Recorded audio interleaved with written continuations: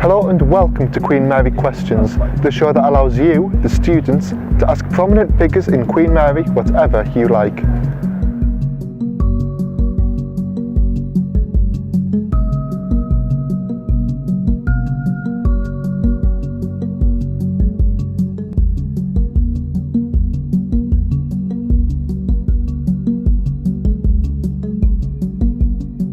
Hello, I'm James Coughlin. I'm a third year dental student here at Barton, London, and we're here with the print newspaper to interview Rakin Choudhury, Vice President Barton, London, and Head of BLSA.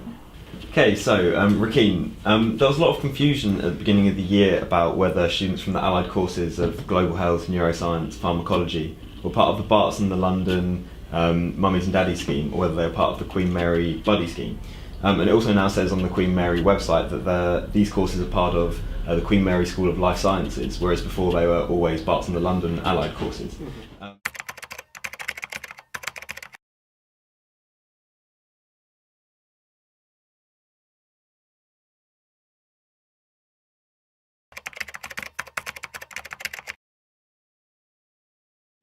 So what impact will the School of Life Sciences have on Barton London, and what are BLSA going to do about it? So the thing about allied courses, so Global Health, Neuroscience, Pharmacology and Therapeutics, there was a lot of confusion, as you said at the beginning of the year, about mummies and daddies. They were always meant to be part of the scheme. What happened was the communications got lost. I'm not sure if you're aware, but there were a lot of issues with the communication. Between Barts and Queen Mary? No, the university, just with any incoming students. So there were scenarios in which I was, because you email out all new students, and I was emailing out new medical students saying, oh, congratulations, do you want to join the Mummies and Daddies scheme and all this?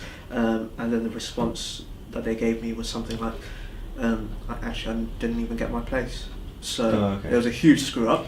But in terms of the School of Life Sciences, obviously, because these courses were, we have an allied courses rep, how are they going to remain part of Barton London, or are they going to be moved towards the Queen Mary campus?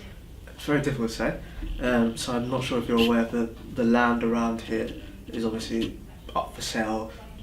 University, had a choice of whether or not to purchase it. So where these courses are going to be situated depends a lot on what space is available, because there isn't a huge amount of space available on Whitechapel campus. What does the School of Life Sciences mean for Barton and London School of Medicine and Dentistry?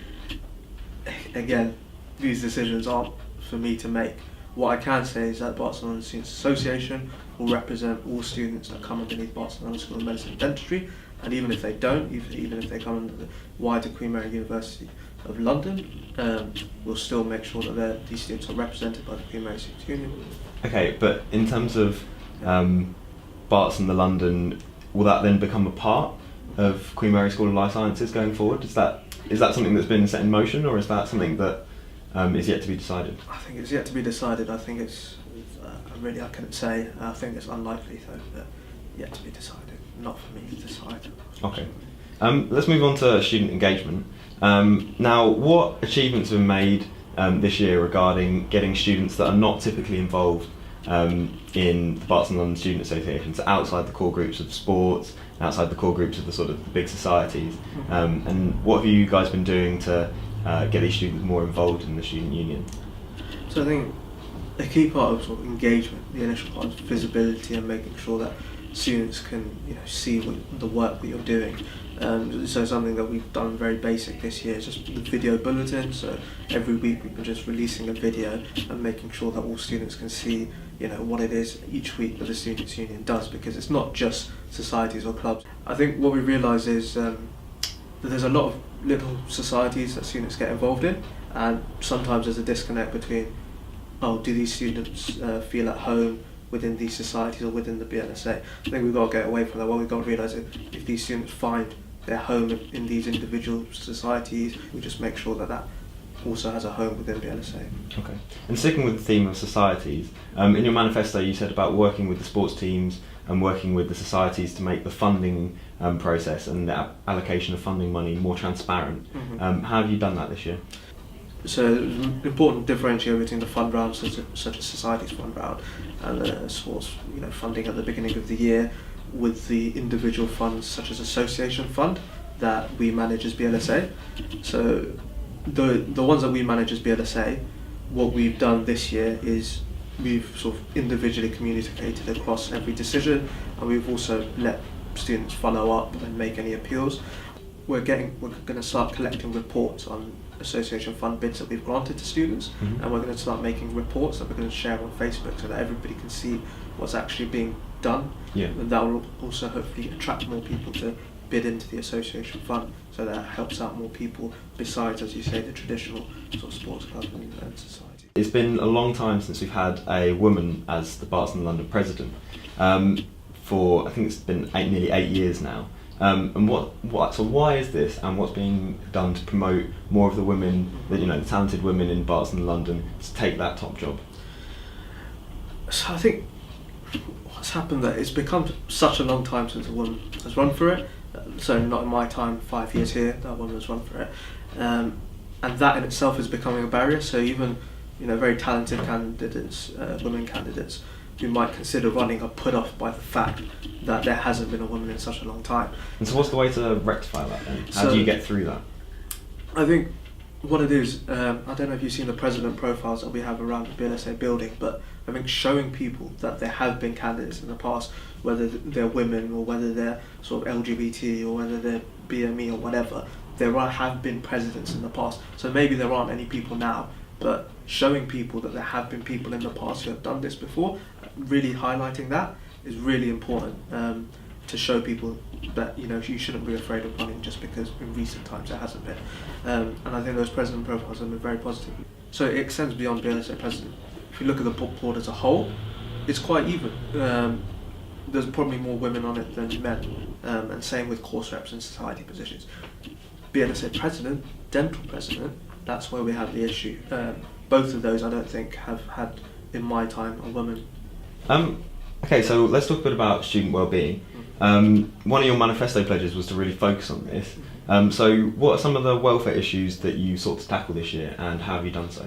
I've been very fortunate in that when I started this year, we were having a review of the student support, which is sort of any student with any issues, whether it be finance or stress or anything related to exams. They go to student support office, but it's not the same as advice and counselling, which we have down at Mile End, and I think there's a lot of confusion because of that, because we don't have something like advice and counselling down here. And is that something that we could try and introduce?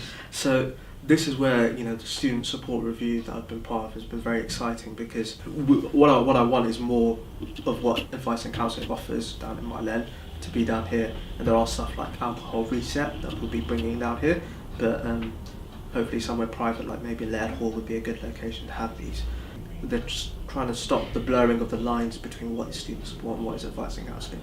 They're also recognising the need to take on some of those roles, because I think welfare is something which is there are differences between medical and dental students, particularly with the length of the degree compared to other students on other typical undergraduate 3-year courses, but there is also a huge amount of overlap, and that's what the difficulty that we're facing on this campus, at least, is that you don't have the same level of services here as you do down at Mile End. I think also we're seeing that at Charterhouse Square campus, so it's extending those services. Okay, so let's talk a bit about security, and there have been a few sort of security scares in and around the BLSA building and around the campus in Whitechapel more generally. And you said in your manifesto that you wanted more CCTV, you wanted more card access, and you wanted more security patrols around the Whitechapel campus. How have the university responded to your requests for these? So 2 of the 3 we've got more CCTV in the Garrett building, and we're getting more CCTV around here as well. And security patrols, we've got more of those, trying to see how effective they are, because we're still having incidents, but we are getting more security patrols. The difficulty is what is university land and what is the hospital trust land, and trying to get more of the hospital trust security also, making sure they're patrolling adequately.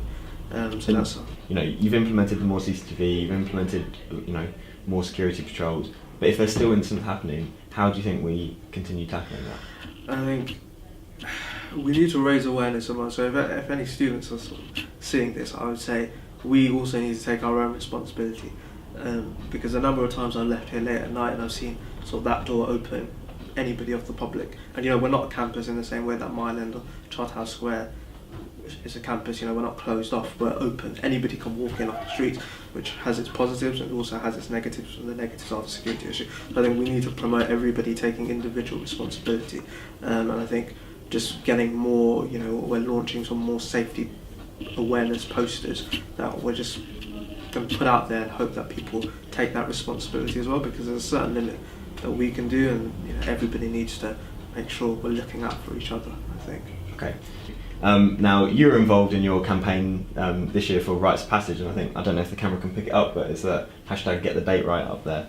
And this was to try and make sure that the Rites of Passage celebration evening was in line with the graduation ceremony at Queen Mary.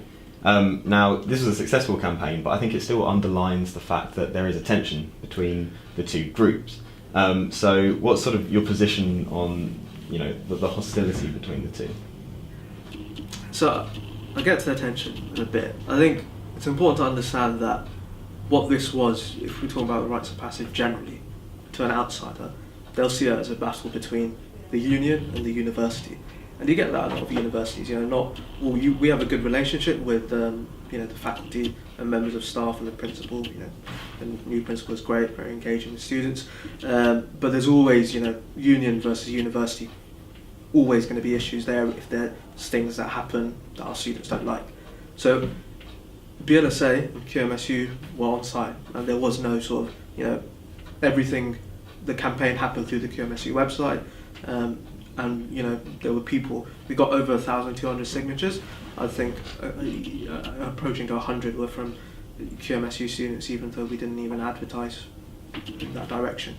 So in that sense, I don't think there was a tension between QM and BL. So it was more between sort of the union and the university, because they were doing something that our students didn't approve of. But nonetheless, there is still the tension between QMSU and BLSA.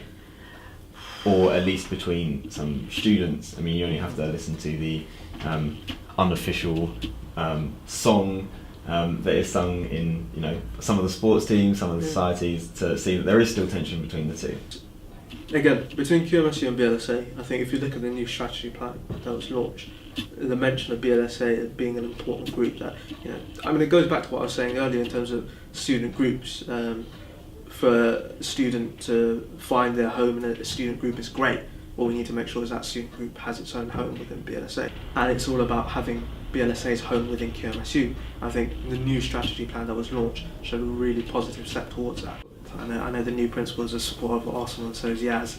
I'm a Liverpool fan, and Bill Shankly used to say that people who say that football is like a matter of life or death, I'm very disappointed with that outlook. It's much more important than life or death, and I think it. And you think that's the same with BL and QMSU? Yeah, no, it was a comment that was made, sort of in jest, and in a similar way, I'd say, about that. I think the relationship between QMSU and BLSA is definitely positive. I think in terms of our relationship as sort of a sabbatical team, I think as brilliant president, Mary as VP Education has been incredibly effective.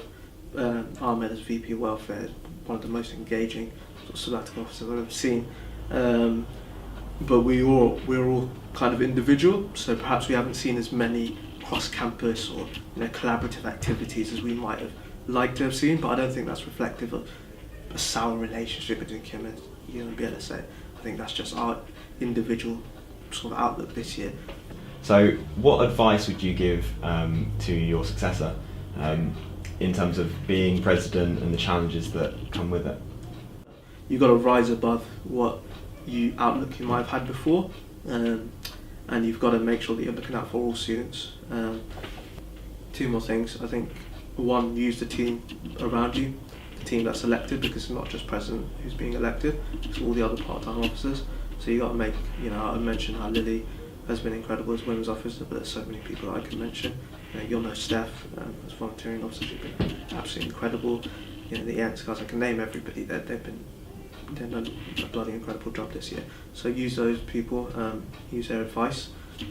And lastly, I think don't be afraid of change. You know, we sometimes get stuck in routine, and because things work, you know, we keep going ahead, but there's always something that we can improve to get to the next level. So I think those are the words I'd kind of leave. Rakin, thank you very much. And yeah, thank you for your time.